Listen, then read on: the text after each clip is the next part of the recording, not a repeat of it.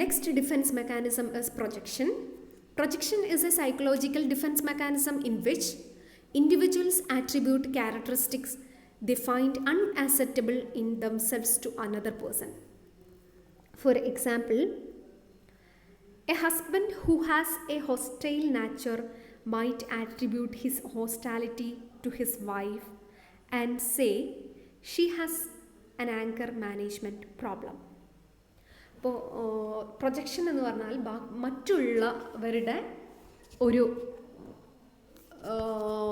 മറ്റുള്ളവരുടെ ഏതെങ്കിലും ഒരു കുറവുകൾ ചൂണ്ടിക്കാണിച്ചുകൊണ്ട് ബ്ലെയിം ചെയ്യുക. ഫോർ എക്സാമ്പിൾ ഇവിടെ പറഞ്ഞിരിക്കുന്ന എക്സാമ്പിൾ എന്ന് പറഞ്ഞിട്ടുണ്ടെങ്കിൽ ഹൊസ്റ്റൈലായിട്ടുള്ളൊരു ഹസ്ബൻഡ്, അതായത് ഒരു ശത്രുതാപരമായിട്ട് പെരുമാറുന്ന ഒരു ഭയങ്കര ഭീകരമായിട്ട് പെരുമാറുന്ന ഒരു ഹസ്ബൻഡ് ചിലപ്പോൾ അയാളുടെ വൈഫിനെ അയാൾ ചിലപ്പോൾ നന്നായിട്ട് ശകാരിക്കുകയും ഒക്കെ കാര്യങ്ങളൊക്കെ ചെയ്യും.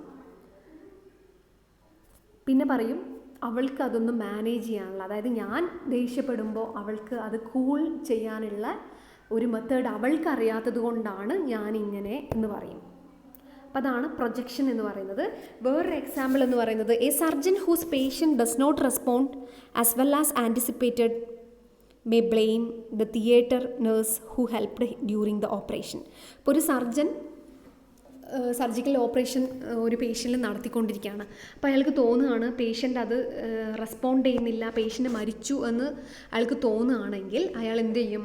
അയാൾ കുറ്റം മുഴുവൻ തിയേറ്ററിൽ നേഴ്സിന്, അതായത് whose helped during the operation, അങ്ങനെയുള്ള ഒരു നേഴ്സിനെ അയാൾ ബ്ലെയിം ചെയ്യും.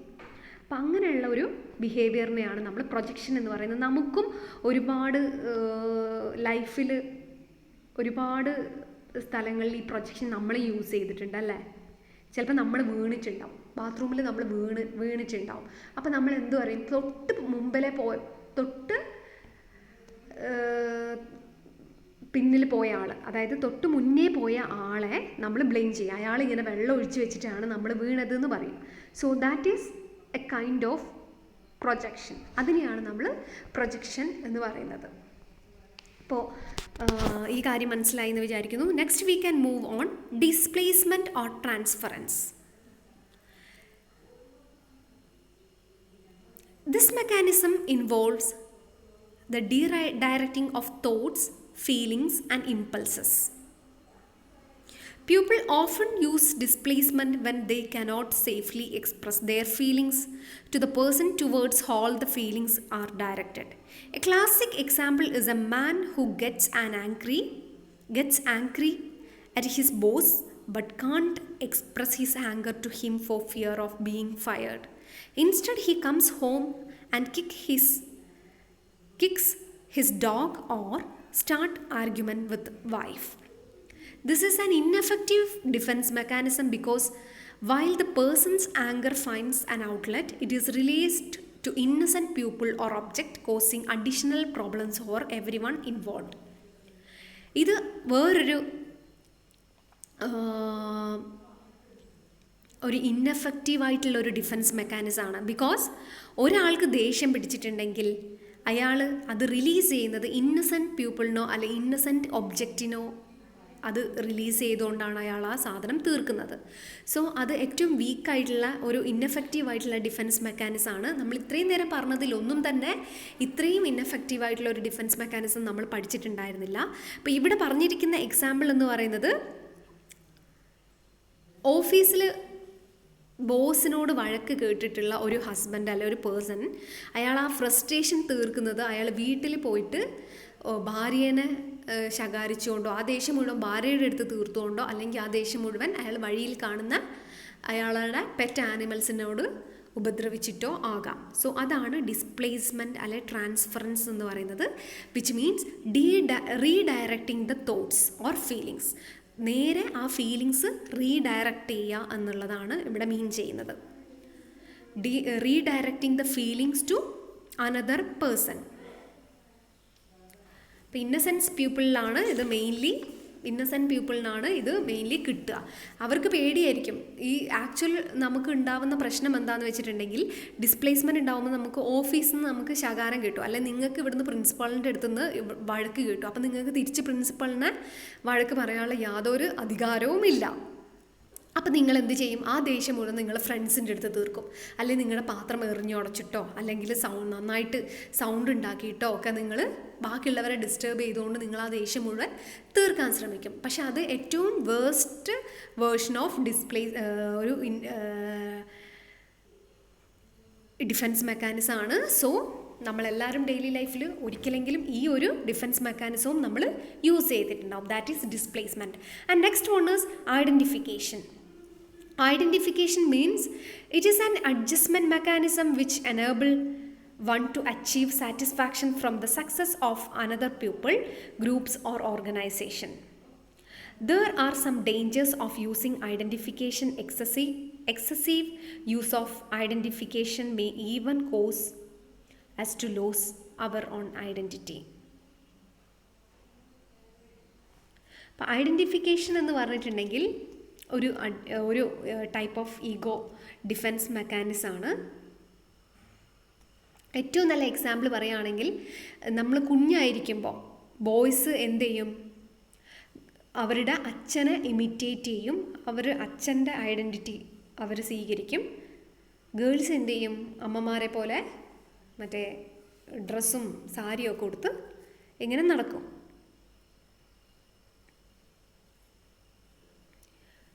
അപ്പം ചില സമയത്ത് നമ്മളും ഇങ്ങനെ തന്നെയാണ്. നമ്മൾ വളർന്നു കഴിഞ്ഞാലും we begin to identify ourselves with our school, colleges, place of works and believe that we are partially responsible for the accomplishment of that group. This belief bolsters our morale and provides us with at least a temporary sense of adequacy. പക്ഷേ നമ്മൾ ചില സമയത്ത് നമുക്ക് നമ്മളിൽ തന്നെ ചിലപ്പോൾ നമ്മൾ മുന്നേ, അതായത് നമ്മൾ വലുതായി കഴിഞ്ഞാലും അഡൽട്ട് പീരീഡിലാണെങ്കിലും ചിലപ്പോൾ നമ്മളത് ഇൻഫാൻറ്റൈൽ പീരീഡിലേക്ക്, കുഞ്ഞായിരിക്കുന്ന പീരീഡിലേക്ക് നമ്മൾ പോകാറുണ്ട്. ചില സമയത്ത് നമ്മളെ ലൈഫ് ഹീറോസിനെ നമ്മൾ, ഇപ്പം ഞാനൊരു സൂപ്പർ ഗേൾ ആണെന്ന് എനിക്ക് തോന്നാറില്ല, ചില ആളുകൾക്ക് അങ്ങനെ തോന്നാറുണ്ട്. അപ്പോൾ അത്തരം സിറ്റുവേഷൻസൊക്കെ അവർ ഹാൻഡിൽ ചെയ്യുന്ന സമയത്ത് ചിലപ്പോൾ അവർക്ക് അങ്ങനെ തോന്നിപ്പോയാൽ that may be making some dangers. ചിലപ്പോൾ അത് ഒരു ഡേഞ്ചർ സിറ്റുവേഷനിലേക്ക് പോവാം. അതായത് ഒരു സൂപ്പർ ഗേൾ ആണ്, അല്ലെങ്കിൽ സൂപ്പർമാൻ ആണ്, സ്പൈഡർമാൻ ആണെന്നൊക്കെ വിചാരിച്ച ഒരു വലിയ കെട്ടിടത്തിൻ്റെ മേലെ നിന്ന് ചാടി എന്ത് സംഭവിക്കും? അയാളെ വീണ് കാലും കൈയൊക്കെ ഒടിയാനുള്ള സാധ്യത വളരെ കൂടുതലാണ്.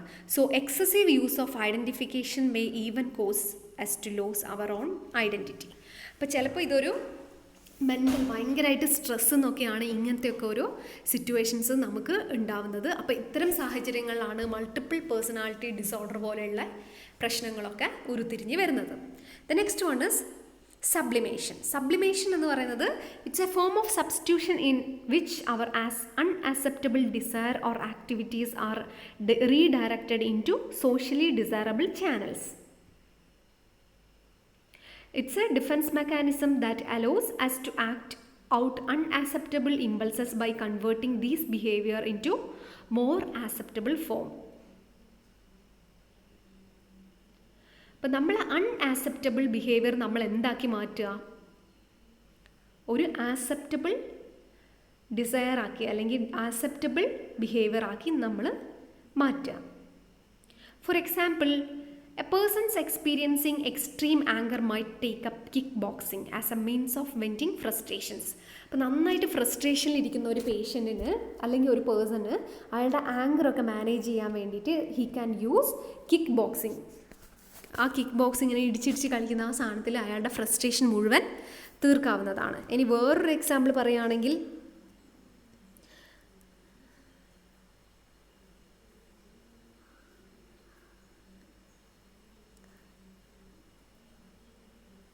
for example, we cannot give direct expression to our sexual, maternal and aggressive impulses due to social restrictions, laws, etc. These impulses have to be repressed and the energy associated with them may produce tension and personal maladjustment. അപ്പോൾ വേറൊരു example പറയുകയാണെങ്കിൽ, ഒരു നമുക്ക് എല്ലാവർക്കും ഉള്ള ഫീലിങ്സാണ് sexual feelings, maternal feelings, aggressive feelings etcetera. അപ്പോൾ നമുക്കൊരു സെക്ഷൽ ഫീലിങ്സ് ഉണ്ടായ ഒരിക്കലും നമുക്ക് നമ്മുടെ പബ്ലിക്കായിട്ടുള്ളൊരു സൊസൈറ്റീൻ്റെ മുമ്പൊന്നും ഒരിക്കലും അങ്ങനത്തെ ഒരു ബിഹേവിയർ നമുക്ക് കാണിക്കാൻ പറ്റില്ല. അതുപോലെ തന്നെ നമുക്ക് മെറ്റേണൽ ഫീലിങ്സ് ഉണ്ടാവുന്നുണ്ട്, അല്ലെങ്കിൽ ഒരു കുട്ടി വേണം എന്നുള്ള ഫീലിങ്സ് നമുക്ക് ഉണ്ടാവുന്നുണ്ട്. അപ്പോൾ കുഞ്ഞുങ്ങളില്ലാത്ത അമ്മമാർക്കാണെങ്കിൽ, ഈ ഇൻഫെർട്ടൈൽ മദേഴ്സിനാണെങ്കിൽ അവരെന്ത് ചെയ്യാൻ ശ്രമിക്കും? കുട്ടികൾ അവർക്കില്ല, പക്ഷെ അവർക്ക് കുട്ടികളെ ഭയങ്കര ഇഷ്ടമാണ്. അപ്പോൾ അവരെന്ത് ചെയ്യാൻ ശ്രമിക്കും? അവർ മാക്സിമം കുട്ടികളുടെ കൂടെ ചിലവഴിക്കാൻ വേണ്ടി ശ്രമിക്കും. ചിലപ്പോൾ അവർ ഒരു പ്ലേ സ്കൂൾ തന്നെ തുടങ്ങി എന്ന് വരും. അപ്പോൾ അതാണ് സബ്ലിമേഷൻ എന്ന് പറയുന്നത്. അതായത് അൺആക്സെപ്റ്റബിൾ ആയിട്ടുള്ള ഇമ്പൾസസ് ഒക്കെ ആക്സെപ്റ്റബിൾ ആയിട്ടുള്ള ബിഹേവിയർ ആക്കിയിട്ട് കൺവേർട്ട് ചെയ്യാം. അപ്പോൾ അതിനെയാണ് നമ്മൾ സബ്ലിമേഷൻ എന്ന് പറയുന്നത്. The next one is repression. Repression is another well known defence mechanism. Repression act to keep formation out of conscious awareness. However, these memories don't just disappear, they continue to influence our behavior. For example, a person who has repressed memories of abuse suffered as a child may later have difficulty forming relationship. അപ്പോൾ സപ്രഷനും റിപ്രഷനുമാണ് നമ്മളിവിടെ പറയുന്നത്. Suppression എന്ന് പറയുന്നത് consciously suppress impulses and repression is consciously deny impulses. ഇപ്പോൾ Freud ആണ് ഇതിന് description കൊടുത്തിരിക്കുന്നത്. ഇതൊരു പ്രൈമറി മെക്കാനിസം ആണ് in which a strong emotions and unpleasant memories which do not fit in with our social values and norms are split off from consciousness and thrown into unconsciousness. അപ്പോൾ ഇങ്ങനെ പറഞ്ഞിട്ടുണ്ടെങ്കിൽ, which means repression എന്ന് പറയുന്നത് process of unconscious forgetfulness of unpleasant and conflicts producing emotions. അതായത് നമുക്ക് ഇഷ്ടമല്ലാത്ത കാര്യങ്ങളൊക്കെ നമ്മൾ മറന്നു പോകുന്നതിനെയാണ് നമ്മൾ എന്ത് പറയുന്നത്? നമുക്കിഷ്ടമല്ലാത്ത മെമ്മറീസൊക്കെ നമ്മൾ എന്ത് ചെയ്യുന്നു? റിപ്രസ് ചെയ്യുന്നു. സപ്രസ് ചെയ്യുന്ന പോലത്തെ റിപ്രസ് ചെയ്യുന്നു. പക്ഷെ നമ്മുടെ ഉള്ളിൽ അത് ഏതെങ്കിലും ഒരു കാലത്ത് ആ സാധനം ഉണ്ടാവും. അപ്പം അങ്ങനെ ഉള്ളതുകൊണ്ടാണ് ചിലപ്പം ആ കാര്യങ്ങളൊക്കെ ഉള്ളതുകൊണ്ടായിരിക്കും അതിൻ്റെ ഒരു ഇൻഫ്ലുവൻസ് എല്ലാവരുടെ ലൈഫിലും, അതായത് അവരുടെ വലുതാവുമ്പോൾ പോലും അവരുടെ ബിഹേവിയറിൽ അത് കാണുന്നത്. അതായത് ഫോർ എക്സാമ്പിൾ പറയുകയാണെങ്കിൽ, ഒരു ചൈൽഡ് അബ്യൂസ് നടത്തിയിട്ടുള്ള ഒരു കുട്ടിക്ക് ഒരിക്കലും അയാൾക്ക് ഒരു വെൽ മെയിൻറ്റെയിൻഡ് ആയിട്ടുള്ള റിലേഷൻഷിപ്പ് വലുതായാലും സൂക്ഷിക്കാൻ പറ്റില്ല. ബിക്കോസ് അയാളുടെ ഉള്ളിൽ അത്തരത്തിലുള്ള പേടിയും ടെൻഷനും ഒക്കെ അപ്പോഴും ഉണ്ടാവും. അപ്പം അതിനെയാണ് നമ്മൾ റിപ്രഷൻ എന്ന് പറയുന്നത്. The next one is regression. Some people do not handle the problems of life, its strain and stresses is in a mature way. They revert or retreat to an infantile or childish mode of behavior and thus avoid the pain of suffering a conflict or tension. This mode of behavior is called regression. അതായത് കോൺഫ്ലിക്ട്സും ഫ്രസ്ട്രേഷനും ടെൻഷനും ഒക്കെ avoid ചെയ്യാൻ വേണ്ടിയിട്ട് ചില ആൾക്കാർ എന്ത് ചെയ്യും? അയാൾ ഇമ്മച്വറായിട്ട് അഭിനയിക്കും, അല്ലെങ്കിൽ ഇമ്മച്വർലെസ് മെച്വറായിട്ട് ബിഹേവ് ചെയ്യും. അപ്പോൾ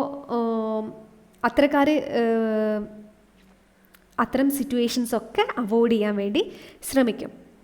For example, a 5-year-old may regress after the birth of siblings due to her feelings of being neglected, unloved and depressed. ഇപ്പോൾ നമ്മൾ മൂത്ത കുട്ടി ഉണ്ടാകുമ്പോൾ രണ്ടാമത്തെ കുട്ടി ഉണ്ടായിട്ടുണ്ടെങ്കിൽ ചിലപ്പോൾ മൂത്ത കുട്ടിക്ക് എന്ത് ഫീൽ ഉണ്ടാവും? ഇഷ്ടക്കുറവുണ്ട് എന്നുള്ള ഫീലിംഗ് ഉണ്ടാവും. അപ്പോൾ അതെന്ത് ചെയ്യാൻ ശ്രമിക്കും? രണ്ടാമത്തെ കുട്ടീനെ നെഗ്ലക്റ്റ് ചെയ്യും, ലവ് ചെയ്യില്ല, അങ്ങനത്തെ കാര്യങ്ങളൊക്കെ സ്റ്റാർട്ട് ചെയ്യും. അപ്പം അതിനെയാണ് നമ്മൾ എന്ത് പറയുന്നത്? റിഗ്രഷൻ എന്ന് പറയുന്നത്. നമ്മളെ ഉള്ളിൽ തന്നെ വെച്ചിട്ട് ചൈൽഡിഷ് ബിഹേവിയർ ആക്ട് ചെയ്യും. അപ്പോൾ അതിനെയാണ് നമ്മൾ റിഗ്രഷൻ എന്ന് പറയുന്നത്. The next one is fantasy or day dreaming. Day dreaming is A kind of withdrawal many of us resort it to when we are faced with real problems.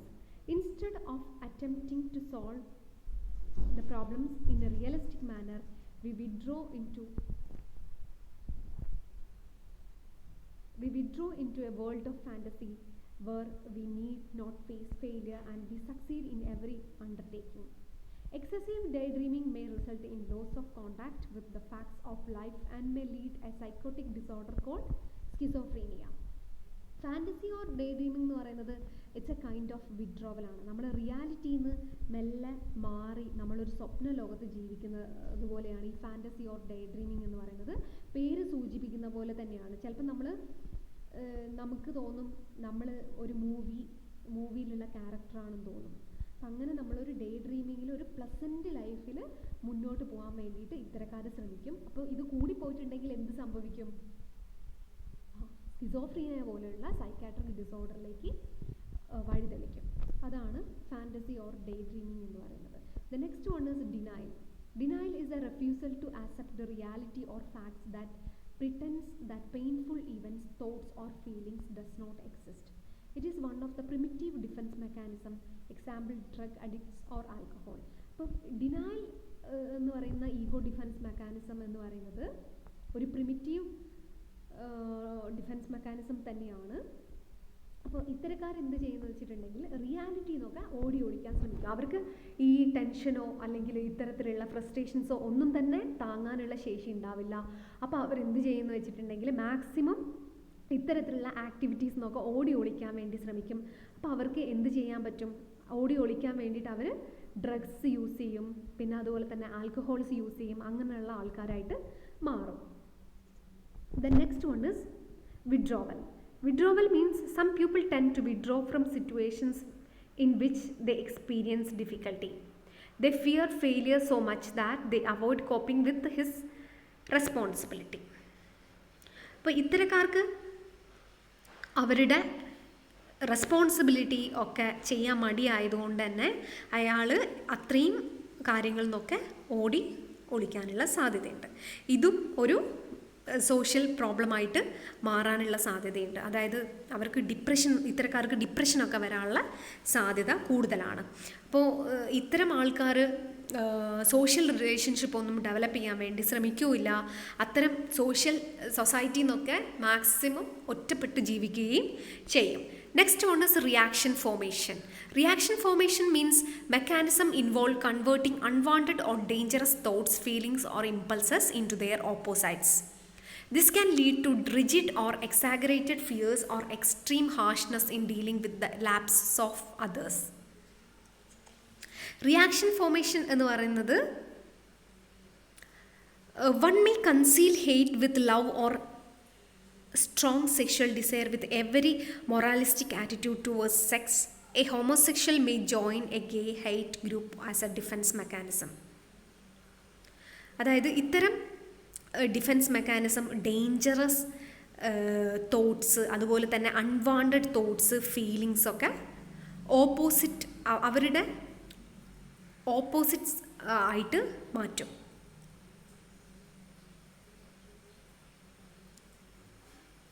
നമ്മുടെ unconscious ഫിയേഴ്സൊക്കെ മാറ്റാൻ വേണ്ടിയിട്ട് ഈ റിയാക്ഷൻ ഫോർമേഷൻ നല്ലൊരു മെക്കാനിസമാണ്.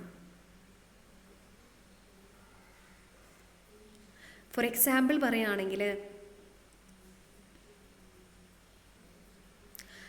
ഒരാൾക്ക് one person may conceal hate with love or sexual desire with every moralistic attitudes towards sex. A homosexual may join a gay hate group as a defense mechanism. അപ്പോൾ അതാണ് അതിൻ്റെ definition എന്ന് പറയുന്നത്. And finally രണ്ടെണ്ണം കൂടിയേ ഉള്ളൂ. അതിൽ 13ാമത്തത് ഇൻ്റലക്ച്വലൈസേഷൻ ആണ്. In this mechanism reasoning is used to block confrontation with an unconscious conflicts and it's associated with emotional stress.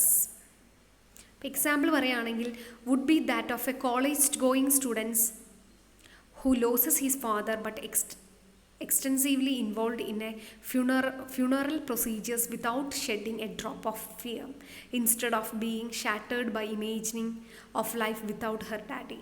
The 17 years old worried getting the right venue for her father's post funeral gathering.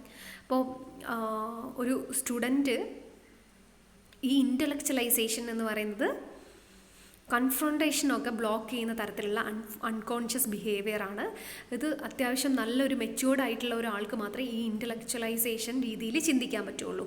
അതായത് ഒരു കുട്ടിക്ക് അയാളുടെ അച്ഛൻ മരിച്ചു, പക്ഷെ ആ സാധനം കരഞ്ഞിരിക്കാതെ അത് ആക്സെപ്റ്റ് ചെയ്തുകൊണ്ട് ഫ്യൂണറൽ ചടങ്ങൊക്കെ പങ്കെടുത്ത് അമ്മേനെയും ബാക്കിയുള്ള എല്ലാവരെയും സമാധാനിപ്പിച്ചുകൊണ്ടുള്ള ഒരു കൈൻഡ് ഓഫ് ആക്ഷനാണ് ഇൻ്റലക്ച്വലൈസേഷൻ പ്രോസസ്സിലൂടെ നടക്കുന്നത്. ആക്ച്വലി ആ കുട്ടിക്ക് വിഷമമില്ലായിട്ടല്ല, അതിനെ മറികടക്കാൻ വേണ്ടി ശ്രമിക്കുകയാണ് ചെയ്യുന്നത്. Finally, negativism. Some individuals react to frustrating situations by become negative. They become contradictory, stubborn and rebellious. A nurse may commonly come across patients who will not cooperate with the treatment planned for them. They will resist the suggestions of others since these might degrade the ego. ഇത്തരം ആൾക്കാർ എന്താ ചെയ്യുന്നതെന്ന് വെച്ചിട്ടുണ്ടെങ്കിൽ cooperate ചെയ്യില്ല, ആരോടും cooperate ചെയ്യില്ല, എല്ലാത്തിലും negative കാണുന്ന ആൾക്കാരാണ് ഈ നെഗറ്റീവിസം ഉള്ള ആൾക്കാർ. Always seeing the negative side of the situation. ഇപ്പം എന്തെങ്കിലും ഒരു കാര്യം നടന്നു, ഇപ്പോൾ കൊറോണ വന്നു, അപ്പോഴേക്ക് പറഞ്ഞു ലോകം അവസാനിക്കാൻ പോവാണ്, ഇനിയിപ്പോൾ ഒന്നുമില്ല എന്ന് പറയും, ഡിപ്രഷൻ അടിച്ച് അവിടെ ഇരിക്കും. അതാണ് നെഗറ്റീവിസം എന്ന് പറയുന്നത്. Always seeing the negative side of the situation. അതിനെയാണ് നമ്മൾ നെഗറ്റീവിസം എന്ന് പറയുന്നത്. അപ്പോൾ ഇത്രയൊക്കെ ഉള്ളൂ ഈഗോ ഡിഫെൻസ് മെക്കാനിസം എന്ന് പറയുന്നുള്ളൂ. 14 ഈഗോ ഡിഫെൻസ് മെക്കാനിസത്തിനെ പറ്റിയിട്ടാണ് നമ്മൾ പറഞ്ഞത്. ക്ലിയർ ആയി എന്ന് വിചാരിക്കുന്നു. Complete your notes and thank you.